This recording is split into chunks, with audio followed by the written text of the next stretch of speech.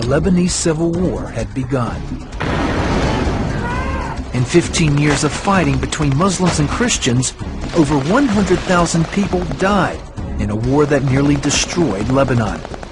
Jerry Rassamni vividly remembers when the war came to his mountain village of Shweifet. People were slaughtered because of their religion.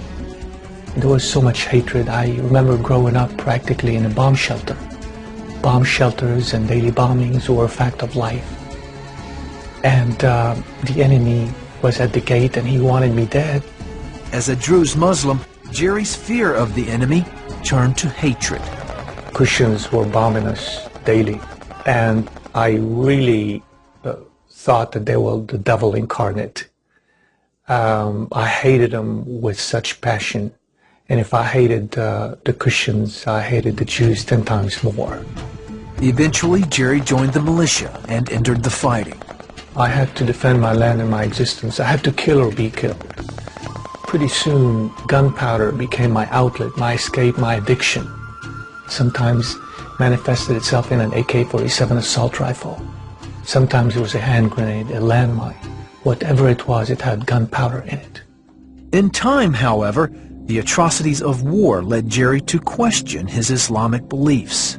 I saw the unrestrained evil that man is capable of. And when religion tells you that man is basically good, it is a lie of colossal dimensions. For I saw the true heart of man, and I was changed by the horrors of it.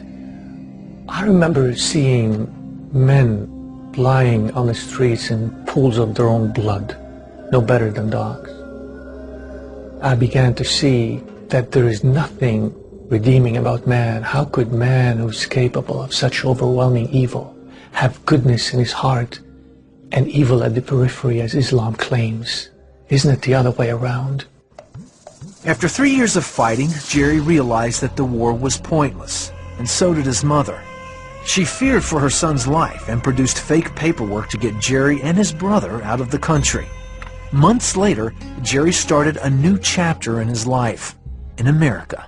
This is what I have dreamt about, all of my life, coming over to this country that represents freedom, represents liberty. I came from a country where I didn't have a lot of freedoms because of the war. Soon he met a young woman and fell in love, but she was a Christian.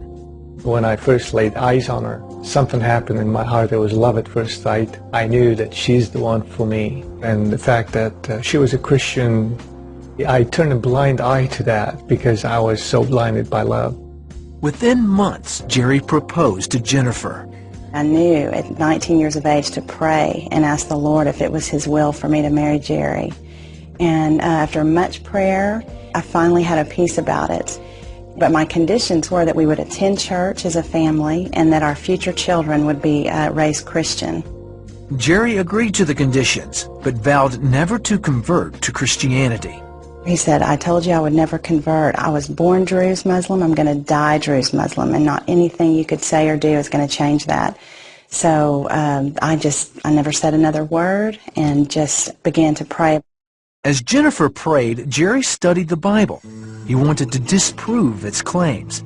Instead, he began to see fundamental differences between Islam and Christianity. As I began to examine the scriptures, I came across some revolutionary teachings. In the 99 excellent names of Allah in Islam, not one is love, not one is Father. But I read about a God who loved mankind so much, even after they rebelled against Him, that He made a way that we could come before Him and call Him Abba. This was not the God of Islam. And so, during a Sunday morning church service in October of 1998, Jerry Rassamni stepped forward and accepted Jesus as his Lord and Savior. It was as though the scales had fallen from my eyes, as though I could see for the first time that God was guarding me and protecting my life all these years when I should have been 6 feet under. He was guarding me for such a time as this. Their lives have never been the same. After I accepted Christ, we truly became one, and we worshiped the Lord together. It's a wonderful blessing that Jerry came to know the Lord before we started our family. Jerry tells his life's journey from the killing fields of Lebanon to the loving arms of Jesus Christ in his book, From Jihad to Jesus. He knows that God has a plan to reach Muslims with the gospel. God says, in the last days, I will pour out my Spirit on all people. He said, your old men shall dream dreams, your young men shall see visions.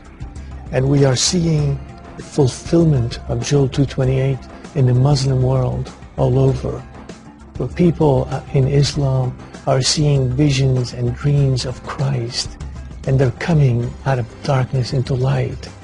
Jerry is truly grateful for his life's journey.